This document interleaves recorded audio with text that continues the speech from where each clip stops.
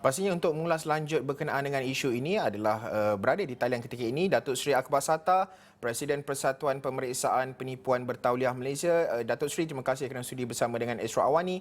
Seperti yang disebutkan oleh Menteri tadi, ada kelemahan di dalam akta ini. Penguasaannya ataupun apa yang boleh kita fahami dari segi kelemahan Akta 711 pelindungan kepada pemberi maklumat ini, Datuk? Satu, saya ucap tahniah kepada Menteri di Jabatan Perdana Menteri, Datuk Seri Junaidi. Nampak gaya beliau ni sungguh-sungguh untuk memperbaiki kelemahan-kelemahan termasuk juga akta inilah. Itu satu tindakan yang bagus ya.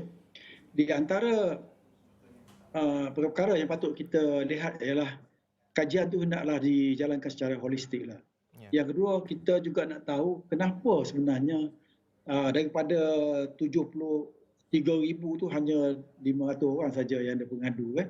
Jadi kita nak kaji, ada sebab ada kajian yang dijalankan oleh institusi tertentu. Jadi maknanya kita nak tengok penunggu ramai. Kenapa kita tak lapor? Apakah sebabnya? Itu. Ya. Dan yang kedua, satu lagi ialah kalau boleh kita ambil model-model yang terbaik. Sudah tentu saya rasa jawatan kuasa yang ditubuh itu telah pun meneliti. Dan kita naklah sesuaikan dengan keadaan negara kita ni. Kita mempunyai berbagai bangsa, itu pun nak kita melihat. Yang paling mustahak sekali ialah enforcement. Maknanya kita nak enforce lah apa yang kita buat itu undang-undang. Jadi di Malaysia ni kebanyakan daripada undang kita bagus, tapi enforcement di kalangan agensi-agensi penguasa lah pelbagai. Ya. Satu lagi saya rasa kita juga kena beri ceramah lah mengenai apa ni, sebab ada kajian ya. Kalau kita ikut GCB 2014 tak ada yang baru. Yang baru 2019 menyatakan bahawa yang paling, kalau di negara Asia ni yang paling orang paling takut sekali yang lapor kes rasuah adalah orang Malaysia.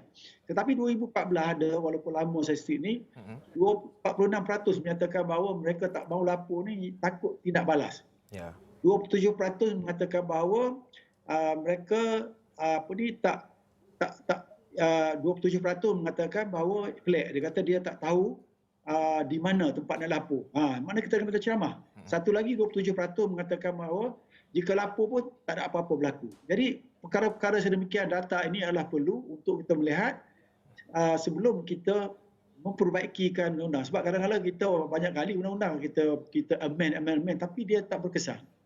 Datuk Seri, antara perkara ataupun apa yang bermain di fikiran majoriti awam pada ketika ini adalah apabila saya membuat aduan, saya laporkan sesuatu perkara itu, akhirnya saya yang akan dipanggil balik oleh pihak berkuasa tertentu itu.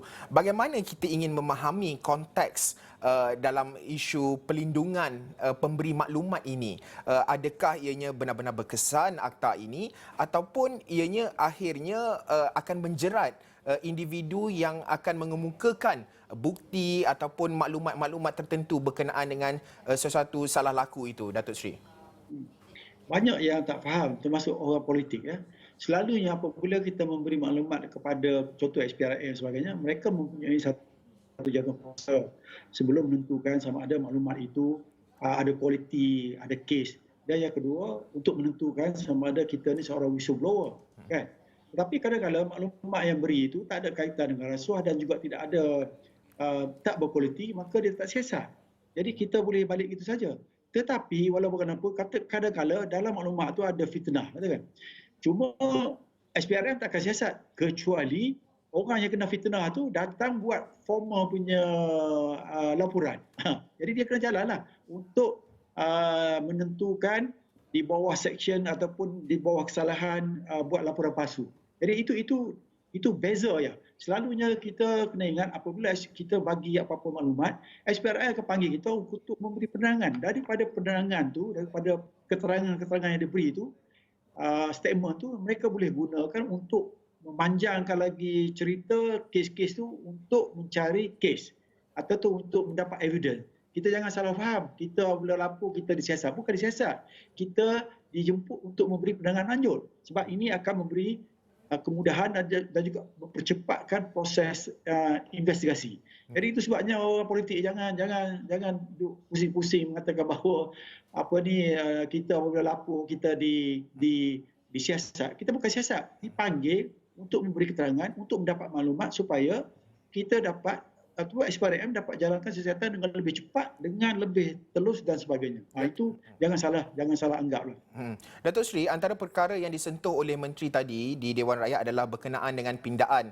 Antara yang akan dipinda adalah berkenaan dengan Seksyen 11-1-A, jika boleh saya quote sedikit, di mana ianya memperuntukkan bahawa agensi penguatkuasaan boleh membatalkan perlindungan pemberi maklumat jika berdasarkan penyiasatan didapati bahawa pemberi maklumat itu sendiri telah menyertai kelakuan tidak wajar yang didedahkan itu.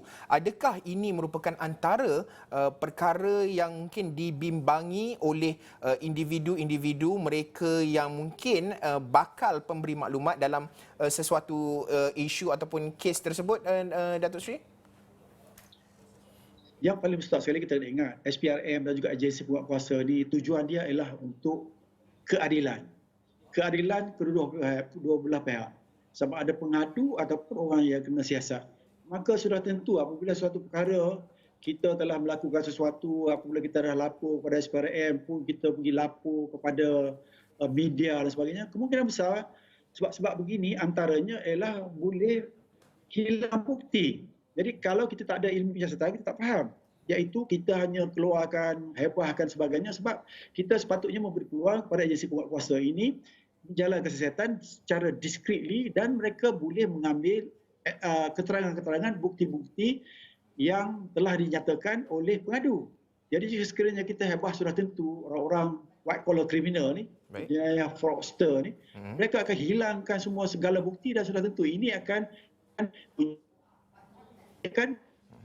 tidak akan ada kes untuk kita mendakwa seorang itu. Itu sebabnya sudah tentu apa-apa juga syarat yang ditentukan oleh SPRM kita hendaklah patuhi sebab mereka ada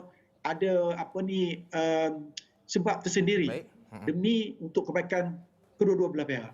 Baik. Terima kasih Datuk Seri Akbar Sattar yang merupakan Presiden Persatuan Pemeriksaan Penipuan Bertauliah Malaysia mengulas berkenaan dengan pindaan Akta 711.